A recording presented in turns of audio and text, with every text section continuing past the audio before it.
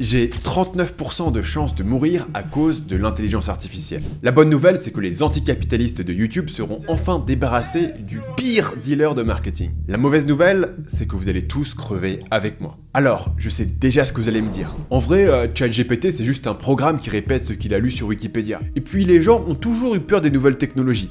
Il n'y a rien de différent sur ce coup-ci. Mais est-ce que vous êtes vraiment sûr de vous là-dessus? Prenez Geoffrey Hinton, un gars qui est souvent décrit comme le parrain de l'IA. Il y a quelques semaines, il a démissionné de son poste chez Google pour pouvoir sonner l'alarme sur les dangers de l'IA. It's not clear to me that we can solve this problem. I don't have a solution at present. I just want people to be aware that this is a really serious problem. C'est un homme qui a passé sa vie à inventer les technologies qui rendent ChatGPT possible, ce qui lui a valu l'équivalent informatique du prix Nobel. Il devrait être fou de joie de voir que son travail a enfin porté ses fruits. Mais il dit maintenant regretter l'œuvre de toute une vie. Je me console avec l'excuse habituelle.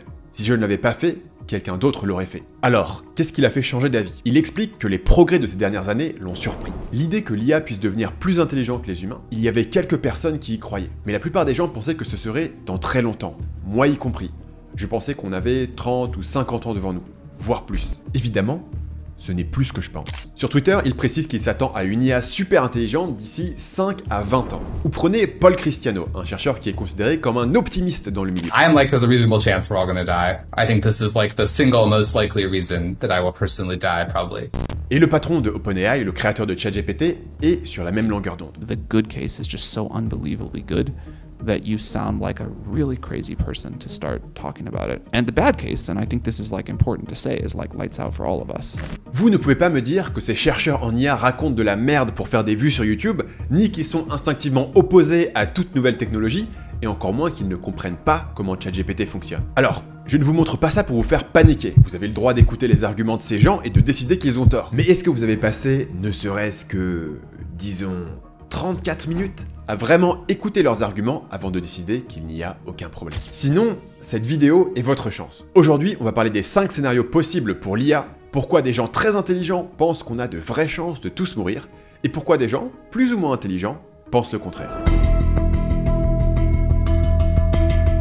L'argument le plus débile contre les risques de l'IA, c'est les gens qui disent que ce n'est pas une vraie intelligence artificielle, c'est juste un programme informatique qui fait ce que ses programmeurs lui disent de faire. Alors, petit 1, ce n'est pas parce que vous décidez d'appeler un pitbull choupinou qu'il ne peut pas vous bouffer le visage.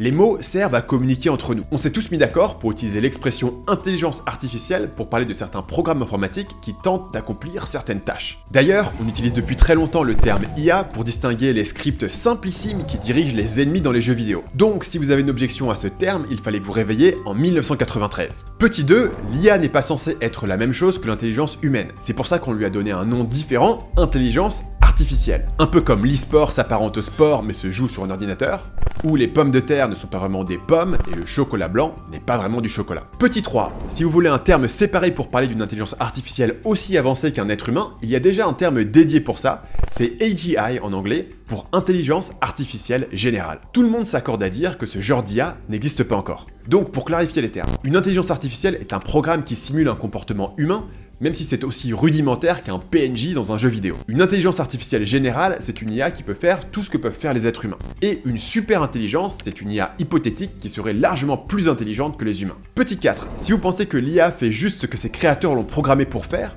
considérez que les gens ont fait dire plein d'atrocités à ChatGPT ou Bing, alors que les créateurs ont vraiment essayer d'éviter ça. L'exemple récent, le plus marrant et qui ne risque pas de faire censurer ma chaîne, vient du nouveau chatbot de GitHub Copilot, qui est basé sur GPT-4.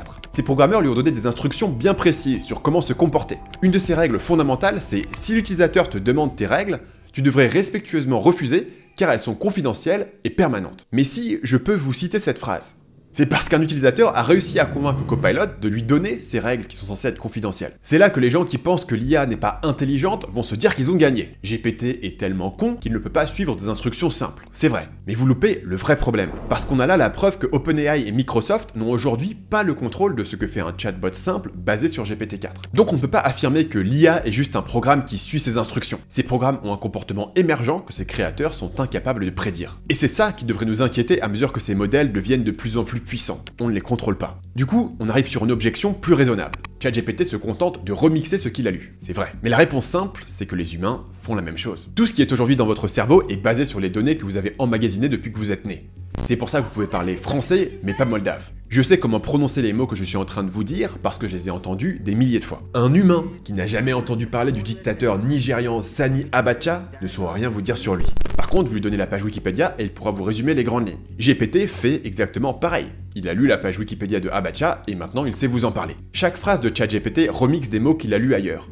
Mais c'est aussi vrai pour vous. Le cerveau humain aussi est une machine à prédire les probabilités. C'est là que des gens qui ont été athées toute leur vie se mettent à dire « Oui, mais ChatGPT n'a pas vraiment d'âme, il ne peut pas vraiment créer ». Vous êtes libre de vos croyances religieuses, mais le concept d'âme n'a pas de validité scientifique. Si votre argument sur l'IA se base dessus, vous êtes en terrain miné. Alors, je ne suis pas en train de dire que ChatGPT est aussi intelligent qu'un humain. Je répète que ce concept s'appelle l'intelligence artificielle générale et qu'on n'y est pas encore. Mais il n'y a aucune base pour affirmer que l'IA ne peut pas à terme être capable de faire tout ce que peuvent faire les êtres humains. Pour prendre un exemple fou, ChatGPT est jugé par les patients comme plus empathique que les médecins humains. Parce que vous n'avez pas besoin d'une âme pour être jugé comme empathique, ni pour créer des œuvres d'art bluffantes, ni pour créer des vidéos YouTube, comme vous le diront mes ennemis. Mais est-ce qu'une intelligence artificielle générale est possible? C'est la prochaine objection. Certaines personnes partent du principe que l'IA n'est pas dangereuse parce que ChatGPT, à date de juin 2023, est inoffensif. C'est vrai, mais est-ce que vous voulez vraiment partir du principe que la technologie va s'arrêter là? Souvenez-vous qu'il y a seulement une dizaine d'années, le summum de l'intelligence artificielle, c'était un programme qui pouvait séparer les images de chats et les images de chiens. Aujourd'hui, vous ouvrez Google Photos et il a catégorisé automatiquement toutes vos photos. Voilà les chats, voilà les églises, voilà les photos où vous êtes à la plage, et on n'y pense même plus. Le test le plus célèbre d'une intelligence artificielle est le test de Turing.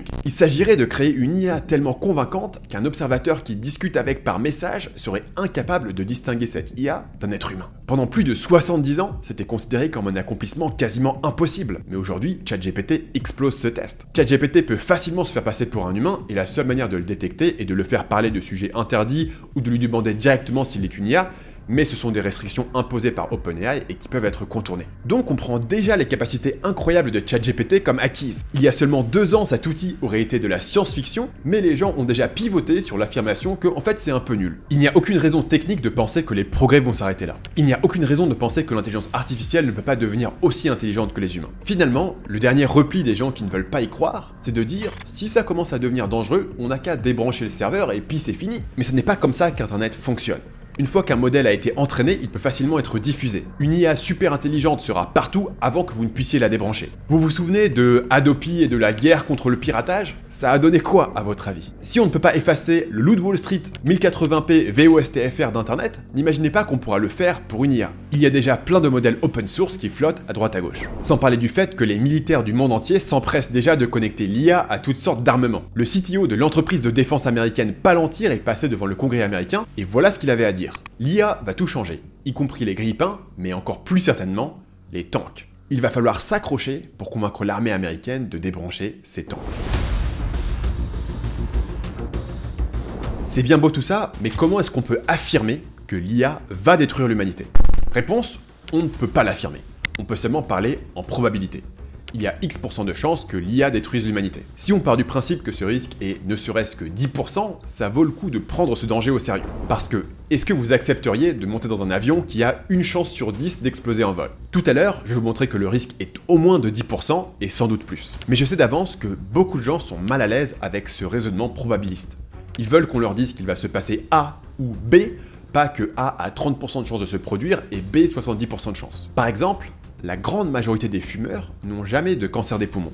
Seuls 10 à 20% des fumeurs développent ce cancer. Et pourtant, cette affirmation vraie rend les gens mal à l'aise, comme si on encourageait les fumeurs. Ces gens veulent vivre dans un monde où votre probabilité de cancer est soit 100%, soit 0%, selon si vous fumez ou non. Mais ce n'est pas comme ça que la réalité fonctionne. Donc personne ne peut affirmer avec certitude ce qu'il va se passer. On peut juste réfléchir au scénario plausible et donner des probabilités pour chaque scénario. C'est là que se trouve le vrai débat. Une mise à jour. Pendant que cette vidéo était en montage, un nouveau document est sorti, la déclaration sur le risque des IA. Je la cite en entier parce qu'elle ne fait que 22 mots. Mitiger le risque d'extinction par les IA devrait être une priorité mondiale au même titre que d'autres risques sociétaux comme les pandémies et la guerre nucléaire. Avec comme signataire à peu près tout le monde qui sait de quoi il parle quand il s'agit d'IA, y compris les PDG de OpenAI, DeepMind et Anthropic. Donc, si vous voulez affirmer dans les commentaires que seuls les gens qui n'y comprennent rien à l'IA parlent du risque existentiel, expliquez-moi pourquoi les PDG des 3 principaux labos IA sont signataires d'un document qui parle explicitement de risque d'extinction. Retour à la vidéo. Les gens qui nous avertissent du risque existentiel de l'intelligence artificielle font l'argument suivant. Il n'y a aucune raison de penser que les progrès de l'IA vont s'arrêter. Si ces progrès continuent, on aura tôt ou tard une IA aussi intelligente que les chercheurs de OpenAI. Sauf que cette IA n'aura pas besoin de dormir, de manger ou de se détendre. Et surtout, elle travaillera 100 fois ou 1000 fois plus vite que n'importe quel être humain et elle pourrait être clonée à souhait. Avec cette force de travail supplémentaire, cette IA devrait rapidement être capable de créer une IA légèrement meilleure qu'elle-même. Et cette IA, à son tour, devrait créer une IA encore plus intelligente, et ainsi de suite. Dans une certaine version de ce scénario, le processus se déroule presque instantanément. Les chercheurs créent leur nouvelle IA, ils vont se coucher, et à leur réveil, l'IA s'est améliorée de x100 et on est tous foutus. Cette version est appelée FOOM. C'est a priori une onomatopée qui représente la progression ultra rapide de l'IA. Mais FOOM n'est pas une condition nécessaire à la fin du monde, ni le scénario le plus probable. Si elle ne fait pas FOOM, l'IA ferait x100 sur son intelligence en quelques mois ou même quelques années. Dans tous les cas, on se retrouve avec une super intelligence. Nous serions face à elle comme les chimpanzés face aux humains aujourd'hui. Complètement impuissants. Dans cette situation, on est à peu près sûr qu'on est foutu. Ce n'est même pas que la super intelligence va se rebeller contre nous et essayer de nous tuer. C'est que nous serons une espèce tellement inférieure qu'elle poursuivra ses propres objectifs sans se soucier de nous. Un peu comme les humains aujourd'hui n'ont rien de particulier contre les chimpanzés, on détruit juste leur habitat comme effet secondaire de nos autres objectifs, comme cultiver de la nourriture, avoir du bois ou creuser des mines. Remarquez aussi que, du point de vue du chimpanzé, nos objectifs sont incompréhensibles. Pourquoi est-ce que ces bipèdes imberbes viennent raser ma forêt pour faire un gros trou dans le sol et collecter des cailloux brillants? On peut imaginer que les objectifs d'une super intelligence seraient aussi inimaginables de notre point de vue. Ça, c'est l'argument classique en faveur du risque existentiel. Mais il y a un énorme débat, parce que de l'autre côté, vous avez des gens qui demandent d'expliquer comment exactement est-ce qu'on va mourir. Si on ne peut pas vous expliquer exactement d'où vient le danger, pourquoi est-ce que vous devriez le prendre au sérieux? Eliezer Yudkowsky, un des prophètes du risque existentiel, donne une autre analogie. Un enfant de 10 ans qui va jouer aux échecs pour la première fois est sceptique qu'il va perdre contre le champion du monde Magnus Carlsen. Il dit « Tu peux m'expliquer comment il va me battre, sachant qu'on a les mêmes pièces et je joue en premier ? Est-ce qu'il va utiliser une astuce pour transformer tous ses pions en reines ?» La leçon, c'est que non seulement l'enfant ne peut pas conceptualiser comment Carlsen va le massacrer, mais vous ne pouvez pas non plus le lui expliquer, parce que tout le principe, c'est que Carlsen est beaucoup plus fort aux échecs que vous, et va trouver une stratégie à laquelle vous n'auriez jamais pensé. Et pourtant, ça ne veut pas dire que le risque d'apocalypse est de 100%. Parce que si vous observez soigneusement l'argument de fin du monde, vous allez remarquer deux hypothèses clés qui sont loin d'être garanties. Numéro 1, il est possible de développer une super intelligence. Numéro 2, il est impossible pour l'espèce humaine de cohabiter en paix avec cette super intelligence. Selon si ces hypothèses sont réalisées, on pourrait finir dans 5 futurs très différents. Dans le premier futur possible, les avancées de l'IA s'arrêtent maintenant. Au mieux, on a un GPT-5 qui écrit un peu mieux, mais on ne crée jamais une intelligence artificielle générale capable de faire tout ce que peut faire un humain. Dans ce scénario, le futur ressemble à peu près au présent, et les seuls risques existentiels sont ceux qu'on connaît depuis des années, comme la guerre nucléaire ou une pandémie mondiale. Il y a deux causes possibles pour ce scénario de normalité. La première possibilité serait les blocages techniques. Soit il est impossible d'améliorer nos IA actuelles, soit on y arrive, mais GPT-6 coûte tellement cher à faire tourner qu'il n'est simplement pas rentable et que personne ne l'utilise. La deuxième cause possible de stagnation serait que les gouvernements du monde entier réussissent à bloquer le développement de l'IA à coup de régulation. Ils l'ont fait pour d'autres technologies inquiétantes comme le clonage d'êtres humains. À première vue, ça semble difficile pour le monde entier de se mettre d'accord là-dessus. Après tout, la coopération internationale n'a pas réussi à empêcher la prolifération des armes nucléaires, et là-dessus, au moins, tout le monde était d'accord que c'était dangereux. On peut toujours se dire, si on interdit les avancées de l'IA en Occident, les Chinois vont continuer et vont nous ratatiner la tronche avec un Terminator. Sauf que le Parti communiste chinois n'est pas si agressif qu'on pourrait le croire avec ces nouvelles technologies. Quand il s'agit de censure ou de surveillance, ils adorent l'IA, mais l'IA générative type ChatGPT ou Midjourney est impossible à contrôler et contourne leurs mesures de censure, donc ils sont finalement assez prêts à calmer le jeu là-dessus. L'autre aspect essentiel, c'est que entraîner un modèle du niveau de GPT-4 demande des milliards de dollars et des processeurs qui sont fabriqués seulement dans certains endroits au monde, principalement à Taïwan. Donc il serait probablement possible d'empêcher un groupe terroriste ou même la Corée du Nord de développer GPT-6 en secret. Alors, quelle probabilité donner à ce scénario de normalité? Je pense que l'hypothèse des blocages techniques rédhibitoires est improbable vu le bond en avant entre GPT-2, 3 et 4 et les progrès récents sur la compression des modèles. Par contre, je pense qu'il y a une probabilité raisonnable que les gouvernements décident tôt ou tard de bloquer l'entraînement de gros modèles. Donc on va dire 30% de chances qu'on ne développe pas d'intelligence artificielle générale dans les 50 prochaines années. C'est le bon moment dans la vidéo pour préciser que toutes mes probabilités sont données pour un horizon de 50 ans, mais aussi qu'elles sont imparfaites et vont sûrement changer dans le futur. On part donc du principe qu'on a 70% de chances de développer une intelligence artificielle générale dans les 50 prochaines années. Deux questions se posent maintenant. Est-ce que cette IA générale va transformer la société telle qu'on la connaît? Et est-ce que le résultat sera bon ou mauvais? On en arrive au scénario que beaucoup de gens imaginent comme étant le plus probable, mais qui est en réalité le moins probable. Une ville futuriste, où les riches habitent dans leur tour de verre, loin de la pauvreté des bas-fonds, où le sous-prolétariat lutte pour survivre. Une police militarisée, néo-fasciste, patrouille les rues et harcèle les revendeurs d'implants artificiels à la sauvette. Le gros de la population est abruti par les médias de propagande contrôlés par des méga-corporations, plus puissante que n'importe quel État. Mark Zuckerberg est devenu immortel et gouverne la planète depuis sa station spatiale privée. On est dans le futur cyberpunk. Pour en arriver là, on a parcouru 3 branches. Est-ce qu'une intelligence artificielle générale a été développée? Oui. Est-ce que la société telle qu'on la connaît continue d'exister? Oui. Est-ce que les choses ont bien tourné? Non. Le futur cyberpunk est le futur par défaut que la plupart des gens imaginent. Les nouvelles technologies ne feront que nous rendre plus accros, plus inhumains et plus dépendants des multinationales. Quasiment toute la science-fiction mainstream se déroule dans une version de ce futur, où la société n'a pas tant changé que ça, et elle est juste devenue une pire version de ce qu'on connaît aujourd'hui. C'est étrange, en un sens, parce que cette vision négative du futur va à l'encontre de la tendance des 100 dernières années. L'époque du vrai capitalisme sauvage à la Rockefeller est terminée, la pauvreté a reculé à l'échelle mondiale, et même la police s'est un peu calmée par rapport à l'époque où il tirait à balles réelles dans les foules. Quand il était enfant, mon grand-père jouait à nager sous les péniches dans la Seine. Aujourd'hui, on retire les jeux des parcs de peur qu'un enfant se blesse. Donc une autre version du futur serait de continuer la tendance pour arriver à un futur toujours plus aseptisé, confortable, averse au risque et sensible aux émotions de chacun. On voit facilement pourquoi ce genre de futur est rarement imaginé en fiction. Le futur cyberpunk glauque fait un bien meilleur décor pour une histoire. Mais il y a une raison plus profonde qui est que la plupart des gens ne sont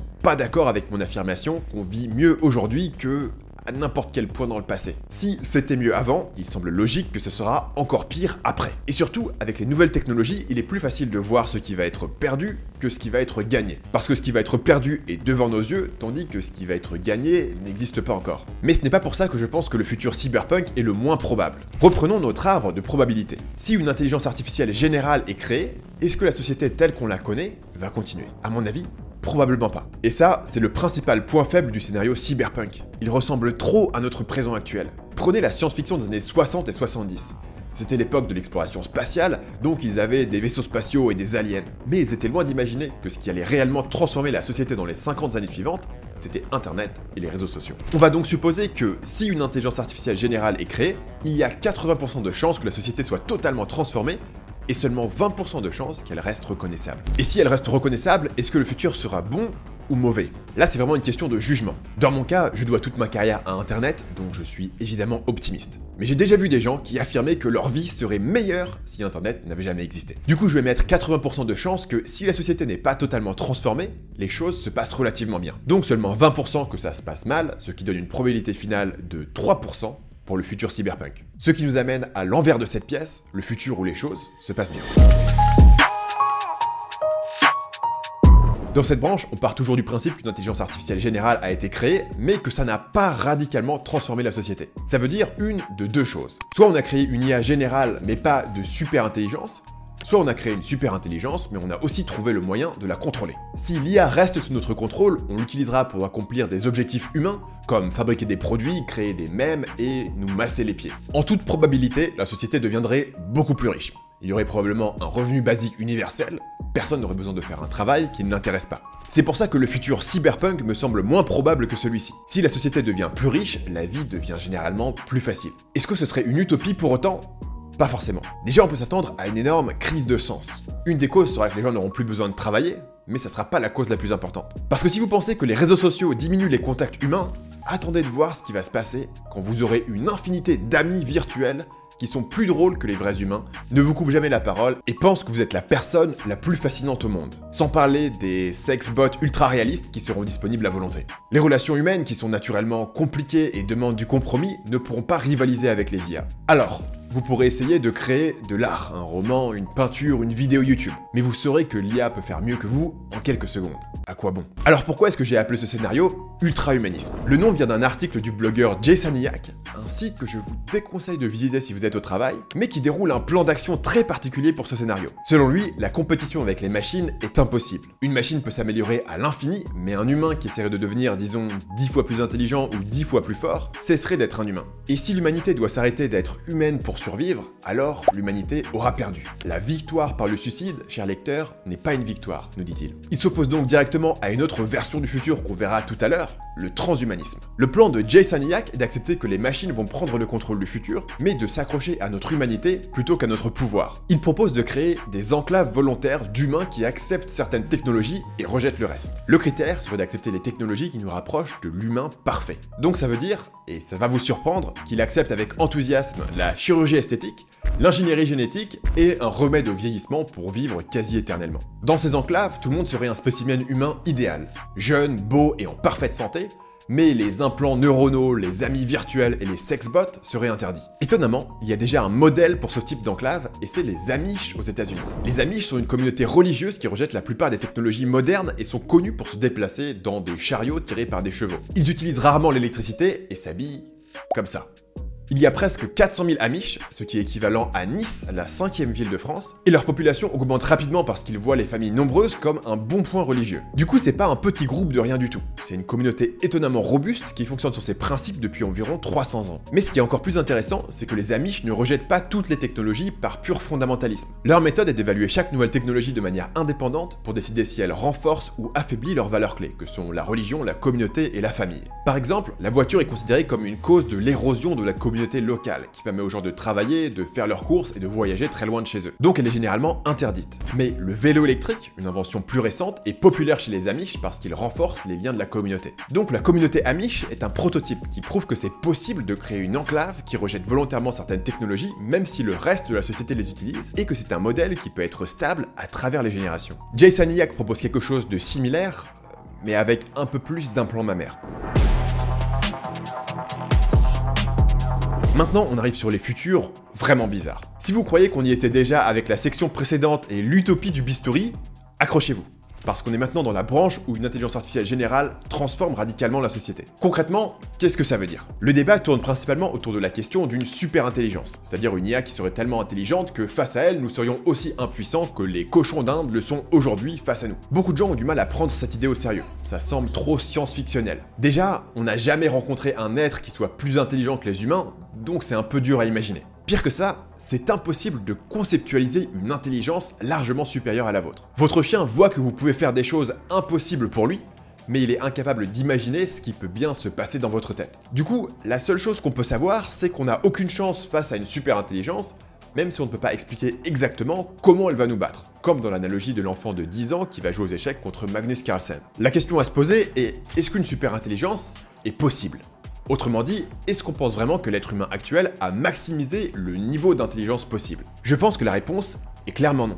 Et je dis pas ça juste pour les gens qui trouvent ça encore drôle d'appeler Facebook face de book. L'intelligence humaine est limitée, entre autres, par la taille de notre cerveau, qui est à son tour limité par des facteurs comme la consommation calorique. Une fois que vous avez retiré ces facteurs biologiques, il n'y a pas de limite théorique à l'intelligence. Ensuite, il y a l'argument que c'est impossible pour les humains de créer quelque chose de plus intelligent que nous. Sauf qu'on l'a déjà fait. En 1997, Deep Blue a battu le champion du monde Garry Kasparov aux échecs. Les ingénieurs de IBM ont créé une IA qui était radicalement meilleure qu'eux aux échecs, et même meilleure que n'importe quel être humain. Donc c'est clairement possible pour une intelligence inférieure de créer une intelligence supérieure. Nos ordinateurs actuels peuvent déjà penser beaucoup plus vite que nous et ont une mémoire fonctionnellement infinie dès qu'ils sont connectés à Internet. Alors, le programme d'échecs Deep Blue a le même problème que ChatGPT ou Midjourney. C'est une IA spécialisée qui ne peut pas sortir de son domaine d'expertise. Les premiers ordinateurs avaient aussi cette limitation. Il fallait les programmer avec des cartes à trous pour faire la moindre tâche. Mais avec le temps, on a eu des ordinateurs qui peuvent faire tourner n'importe quel programme, et même plusieurs programmes en même temps. OpenAI a déjà annoncé que ChatGPT allait devenir capable de voir. Ajoutez à ça les plugins qui vont permettre à ChatGPT de jouer aux échecs, de créer de l'art, d'envoyer des emails, etc. On s'approche déjà d'une forme d'intelligence générale. Évidemment, ChatGPT n'a pas de conscience, pas d'âme. Et alors, il y a déjà des techniques rudimentaires pour donner des objectifs à ChatGPT en exploitant ses capacités de langage. Vous lui demandez de raisonner à l'écrit sur un problème et de décider quoi faire ensuite. C'est équivalent à demander à quelqu'un de réfléchir à voix haute pour décider quoi faire. Le résultat est le même. Vous avez un objectif, un plan d'action et bientôt la capacité d'exécuter ces actions. Alors, ChatGPT ne deviendra pas une vraie intelligence artificielle générale, c'est un précurseur. Mais il n'y a aucun obstacle clair aujourd'hui à une IA qui peut accomplir des objectifs, même si elle n'a ni âme ni conscience. Et une fois que vous avez cette IA, la seule conclusion raisonnable est qu'elle va continuer à s'améliorer. Comparez un iPhone de 2023 avec un iPhone de 2013 ou un iPod de 2003. C'est pour ça que de nombreuses personnes sonnent l'alarme. Face à une IA super intelligente, nous avons autant de chances de gagner que si les poules du monde entier décidaient de faire la révolution. Cette IA n'aura pas forcément l'intention de nous tuer. Elle aura ses propres objectifs qui seront incompréhensibles pour nous et notre bien-être sera un facteur aussi important dans ses décisions que le bien-être de la volaille mondiale l'est pour nous aujourd'hui. Ce scénario s'appelle la trombocalypse et je dois préciser que ceux qui sonnent l'alerte du risque existentiel posé par l'IA ne sont pas fans de ce terme qu'ils jugent sarcastique. Ce nom est inspiré de l'exemple du maximisateur de trombone proposé par le philosophe suédois Nick Bostrom, où une IA à qui on confie un objectif anodin comme fabriquer des trombones réaliserait rapidement que la manière la plus efficace d'accomplir cet objectif est de prendre le contrôle du monde entier en éliminant les humains au passage. Évidemment, ce scénario est volontairement absurde. Déjà, pourquoi est-ce qu'un fabricant de trombones serait le premier à mettre la main sur une super intelligence? Le but est d'illustrer que, quel que soit l'objectif qu'on lui donne, on ne peut pas s'assurer qu'une IA respecte les valeurs humaines en chemin. Il suffit de programmer les valeurs humaines dans cette IA, nous dira le gars qui a passé littéralement 10 secondes à réfléchir à la question. Sauf que, tous les chercheurs en IA nous expliquent qu'on ne sait pas comment faire pour programmer les valeurs humaines. OpenAI n'est pas capable de le faire avec ChatGPT,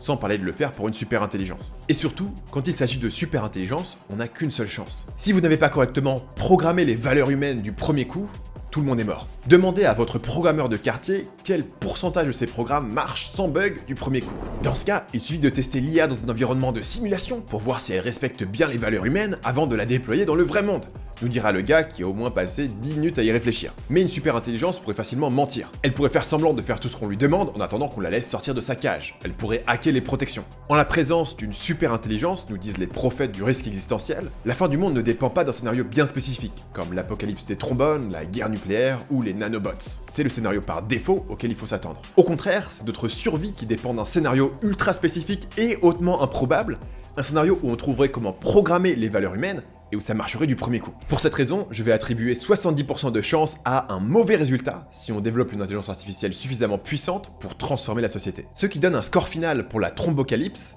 de 39%. Et on fait le scénario le plus probable de notre vidéo.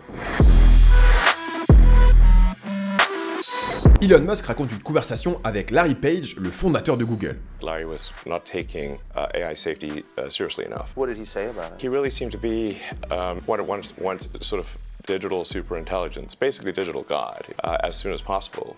He wanted that? Yes. He's made many public statements over the years that the whole goal of Google is what's called AGI, Artificial General Intelligence, or Artificial Superintelligence.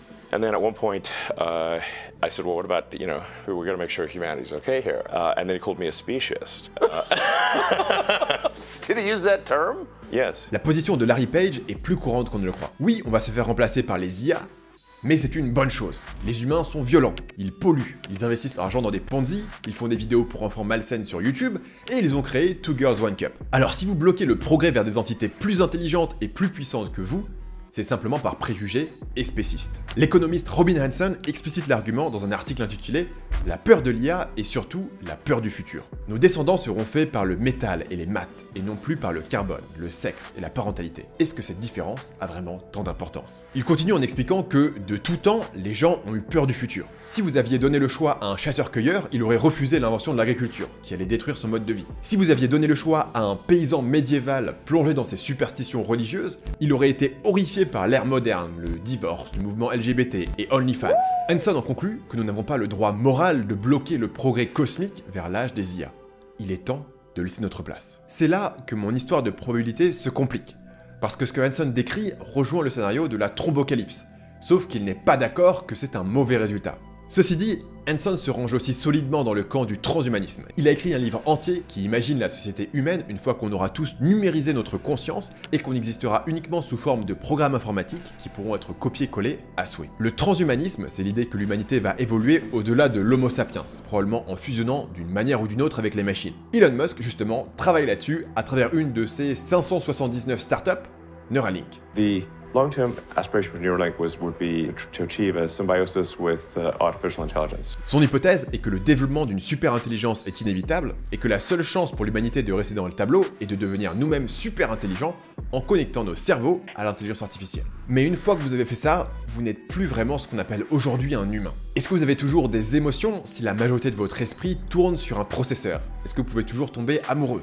Est-ce que vous pouvez encore rigoler? À partir du moment où on met le doigt dans cet engrenage, on deviendra de moins en moins humain parce que les ordinateurs vont continuer à s'améliorer et donc à remplacer de plus en plus de parties de nous-mêmes. C'est exactement le scénario que rejetait Jay Saniak dans la partie sur l'ultra-humanisme. Mais c'est aussi exactement le futur que Robin Hanson décrit comme l'évolution naturelle des choses. À quel point est-ce que l'évolution de l'humanité vers autre chose devrait nous déranger profondément? Est-ce que ça change vraiment votre réponse si on sait que cette évolution commence en branchant nos cerveaux à la machine avec Neuralink, si on sait que tôt ou tard, la machine va complètement remplacer nos cerveaux? Est-ce que ce scénario mérite vraiment d'être catégorisé comme bon? La seule chose dont je suis sûr, c'est que notre méthodologie hautement scientifique lui attribue une probabilité de 17%.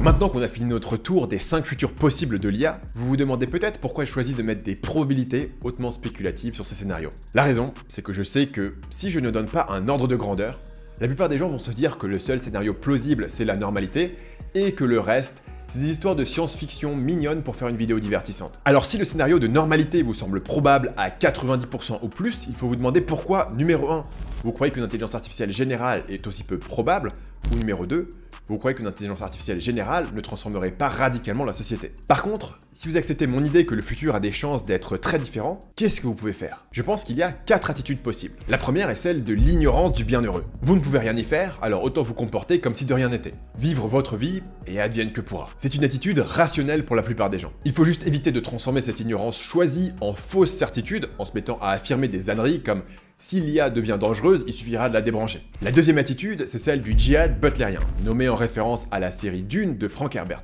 Cette attitude est de dire, les risques sont trop gros. On ne peut pas jouer tout le futur de l'humanité sur un coup de dé. Il faudrait donc interdire les progrès de l'IA au-delà d'une certaine limite et être prêt à tout, y compris à entrer en guerre pour empêcher d'autres pays de développer une super intelligence. La troisième attitude est directement opposée.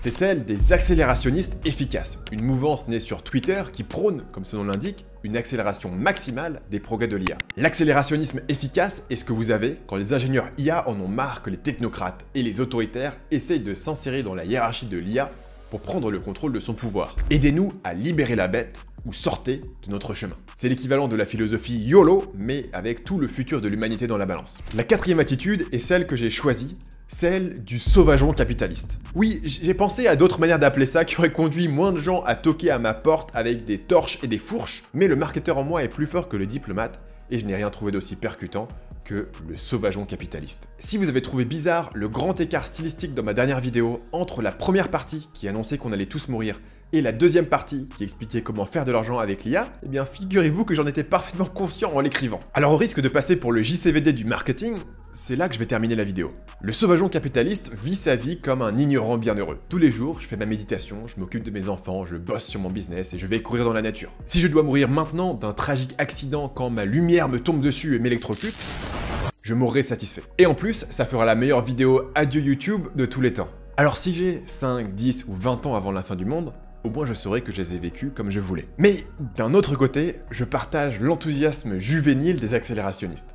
Si vous êtes fan d'IA en ce moment, c'est Noël 2 fois par mois. Et puis, oui, il y a plein d'argent à faire. Ce que les gens qui me traitent de cynique ne comprennent pas, c'est que pour eux, travailler c'est une torture, donc je peux m'intéresser au marketing que pour faire de l'argent. Mais pour moi, le business c'est aussi passionnant que le foot, les jeux vidéo ou la politique le sont pour d'autres personnes. Donc quand plein de nouveaux business deviennent possibles grâce à l'IA, je m'amuse beaucoup. Mais je n'oublie pas que le risque existentiel est significatif. Et donc une partie de moi surveille les signaux qui me diront qu'il est temps de rejoindre le djihad butlérien.